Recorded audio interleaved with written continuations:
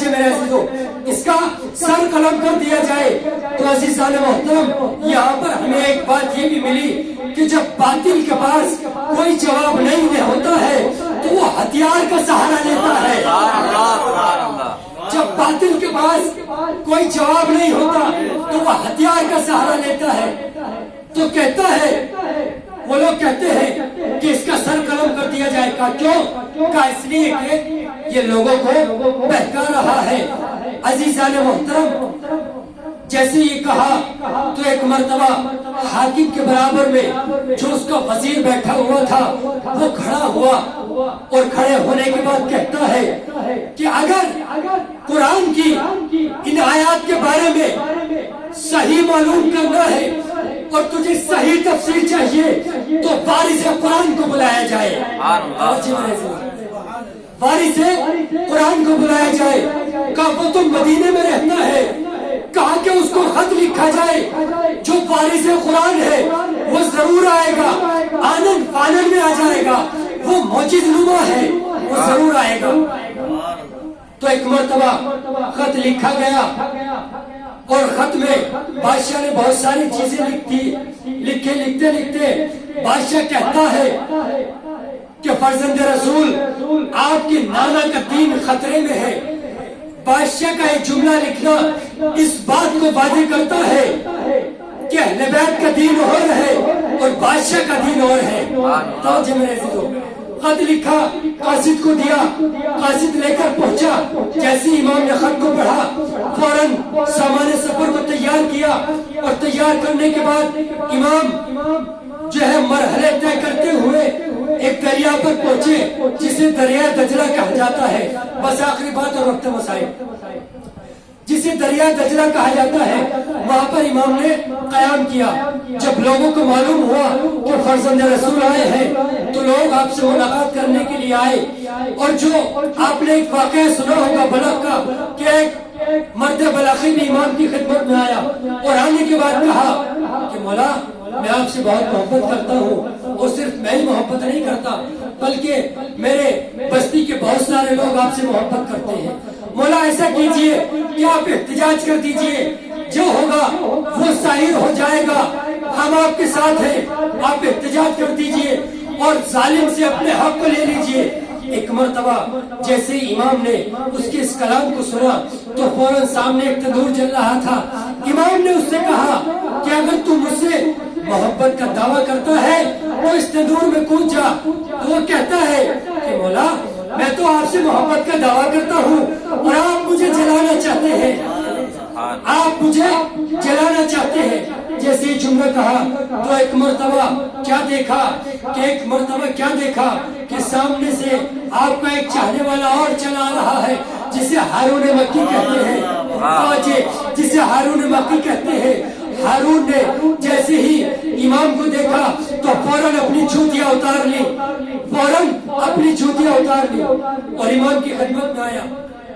جیسے امام کی خدمت میں آیا تو امام نے کہا کہ ہارون مکی تم نے مجھے دیکھ کر اپنی جوتیاں کیوں اتار لی؟ توجہ چاہوں گا، تم نے مجھے دیکھ کر اپنی جوتیاں کیوں اتار لی؟ تو ایک مرتبہ بڑا خوبصورت جواب دیتا ہے۔ ہارون مکی کہتا ہے کہ مولا میں نے جوتیاں دور سے دیکھ کر آپ کو جوتیاں اس لیے اتار لی کیونکہ میں سمجھ گیا تھا کہ مجھے امامت کچھ حکم دینے والی ہے، مجھے کچھ امامت حکم دینے والی ہے۔ اس کا مطلب یہ ہے کہ جو محبت دل میں رکھتے ہیں وہ مزاج امامت کو پہچانتے ہیں۔ صلوات پڑھ محمد پروان۔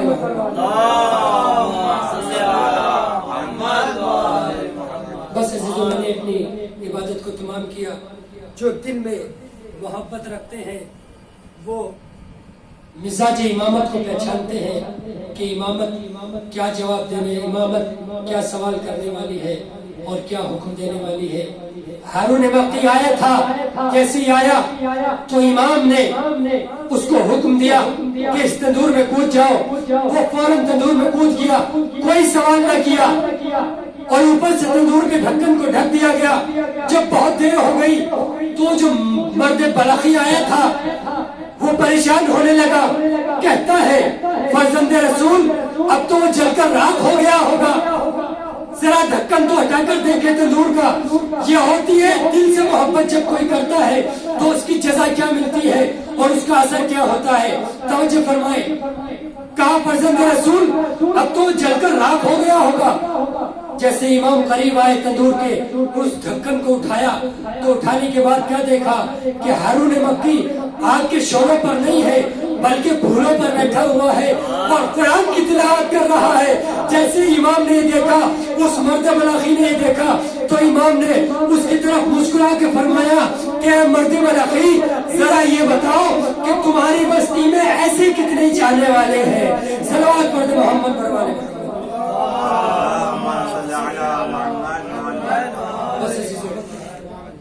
جو دل میں محبت علی محمد رکھتے ہیں وہ امام کے احکام پر بھی عمل کرتے ہیں. وہ امام کی کسی بات کو نہیں فراموش نہیں کرتے.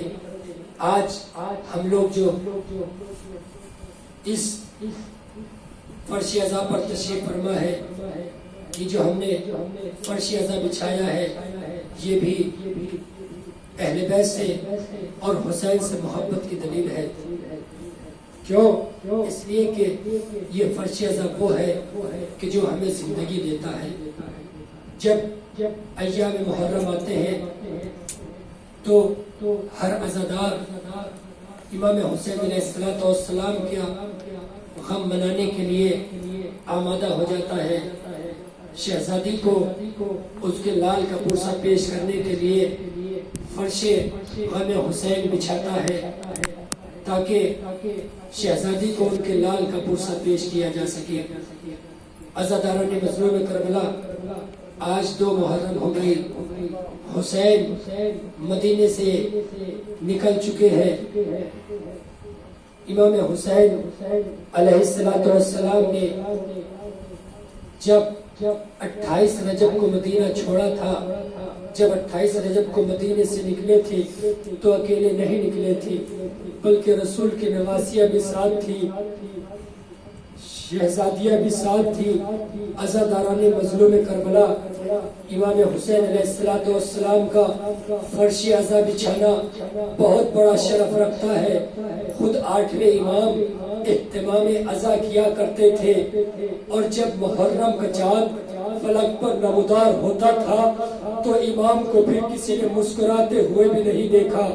اور جب کہیں مجلس حسین برپا ہوتی تھی تو امام بیٹھ جاتے تھے آ کر, اور جب کوئی چاہنے والا برابر میں بیٹھا ہوتا تھا تو امام اس سے تڑپ کر کہتے تھے کہ میرے جد پر گریہ کیوں نہیں کرتے, میرے جد پر آنسو کیوں نہیں بہاتے. تو چاہنے والا اپنے رومال کو آگے بڑھا دیتا تھا.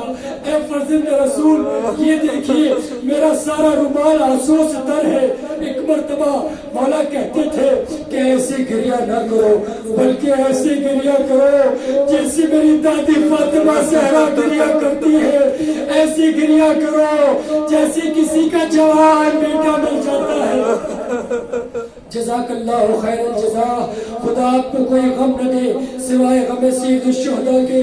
عزاداران مظلوم کربلا, حسین بھی اب پردیس میں ہے اور ہم لوگ بھی پردیس میں ہیں. ذرا تصور کرے کہ جب کوئی پردیس میں ہوتا ہے تو اس کو اپنے چاہنے والے کتنے یاد آتے ہیں. جب کوئی پردیس میں ہوتا ہے تو اس کو اپنا وطن کتنا یاد آتا ہے. عزاداران مظلوم کربلا مولا کہتے ہیں کہ ایسی گریہ کرو کہ جیسے میری دادی فاطمہ زہرا گریہ کرتی ہے. میں نے دستے ادب جوڑ کر کہا کہ مولا کیا ساری دنیا کی باتوں کو بھلا کر امام حسین پر ہی گریہ کیا جائے؟ تو ایک مرتبہ فرزند رسول نے عجیب جواب دیا, کہتے ہیں ہاں سبھی ساری دنیا کی باتوں کو بھلا کر میرے جد پر گریہ کیا جائے. کہا کیوں مولا؟ کہا اس لیے کہ میرے جد کو ایسے ذبح کیا گیا جس طریقے سے جانور کو ذبح کیا جاتا ہے. جزاک اللہ خیر الجزا. جس طریقے سے جانور کو ذبح کیا جاتا ہے میں دستے ادب چھوڑ کر کہوں گا مولا ہم نے دنیا میں یہی دیکھا کہ جب کوئی جانور کو ذبح کرتا ہے تو ذبح کرنے سے پہلے اسے پانی پلا دیتا ہے, مگر آئے غربت حسین جب حسین کو ذبح کیا گیا تو 3 دن کا بھوکا پیاسا ذبح کیا گیا۔ جزاک اللہ خیر الجزا۔ عزاداران مظلوم کربلا، آج 2 محرم ہے، حسین کربلا کی سرزمین پر آ رہے ہیں۔ حسین جب سرزمین کربلا پر آئے ہیں تو ایک مرتبہ عزاداران مظلوم کربلا ہر کسی سے امام حسین پوچھتے جاتے ہیں کہ اس زمین کو کیا کہتے ہیں؟ میر انیس آل اللہ مقامہ، امام حسین علیہ السلام کی اس پردرد کیفیت کو اس طریقے سے بیان کرتے ہیں۔ ملتا تھا کوئی مرد مسافر جو سرے راہ، یوں پوچھتے تھے اس سے بحضرت شہر جاں، ایسا کوئی صحرا بھی ہے اے بندہ اللہ، ایک نہیں سوا جس میں ہو چشمہ نہ کوئی چاہ۔ ارے کیا ملتا ہے اس دشت میں اور کیا نہیں ملتا، ہم ڈھونڈتے پھرتے ہیں وہ صحرا نہیں ملتا۔ جزاک اللہ خیر الجزا۔ عزاداران مظلوم کربلا، امام حسین جب سرزمین پر آئے تو ایک مرتبہ چلتے چلتے امام کا رہبار رک گیا۔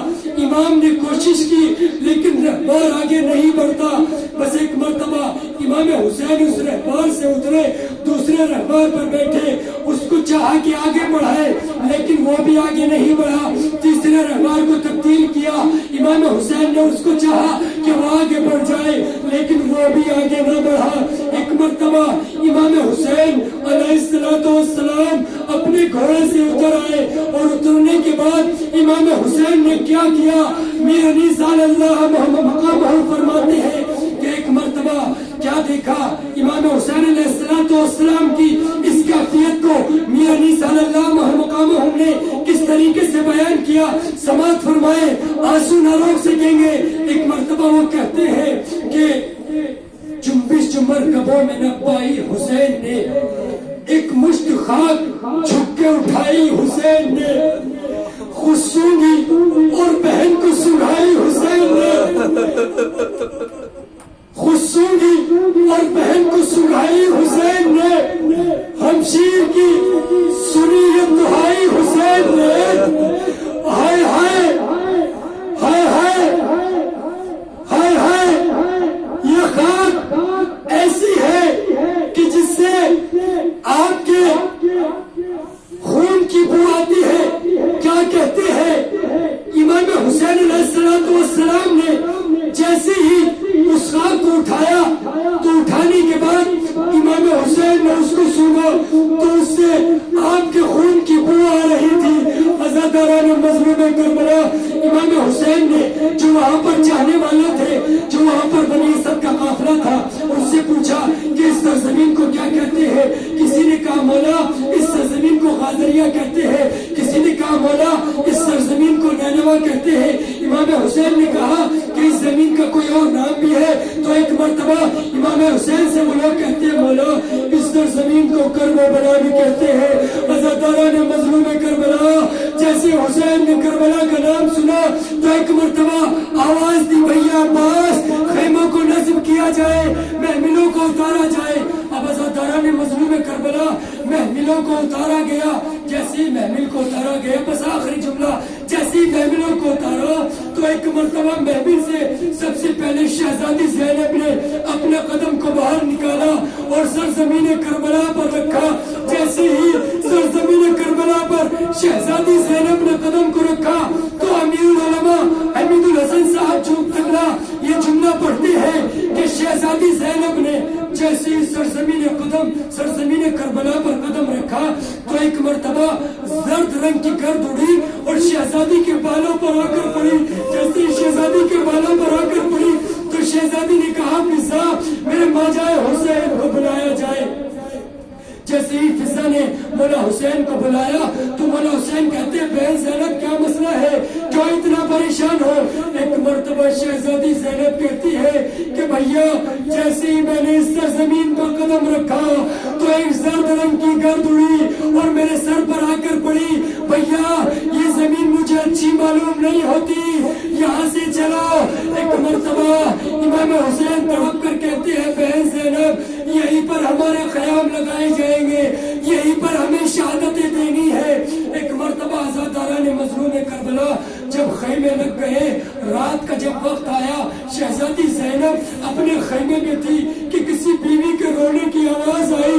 जैसे ही किसी बीवी के रोने की आवाज आई, एक मर्तबा शहजादी ज़ैनब ने अपने भाई हुसैन से कहा कि ए भैया हुसैन, जब से मैं इस सरजमीन पर आई हूँ, किसी बीवी के रोने की आवाज आती है, पुश्ते खैमा से कोई बीबी ऐसे तड़प कर रोती है जैसे कोई उसका जवान बेटा मर गया हो।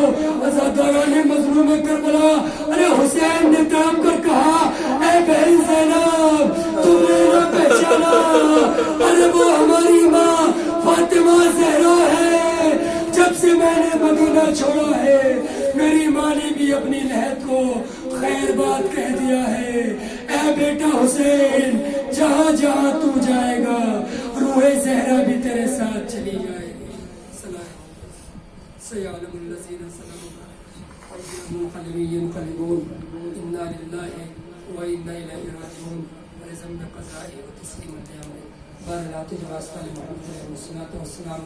हमारी इबादत कबूल फरमा। बरला जाके निशान हैदर करार, उनकी जान माल इज़्ज़त और बरकत खुश फरमा। बरला के जो वास्ता मोहम्मद अलैहिस्सलाम का हमारी नासूक रुमाले जनाब ज़हरा में जगह इनायत फरमा। बरला के जो वास्ता मोहम्मद अलैहिस्सलाम का हमारे गुनाह सगीरा कबीरा को माफ़ फरमा। बरला के जो वास्ता मोहम्मद अलैहिस्सलाम का इमाम ज़माना की ज़हमत ताजिल फरमा और हम सबको उनके अवान अंसार में शुमार फरमा। व आखिर दवाना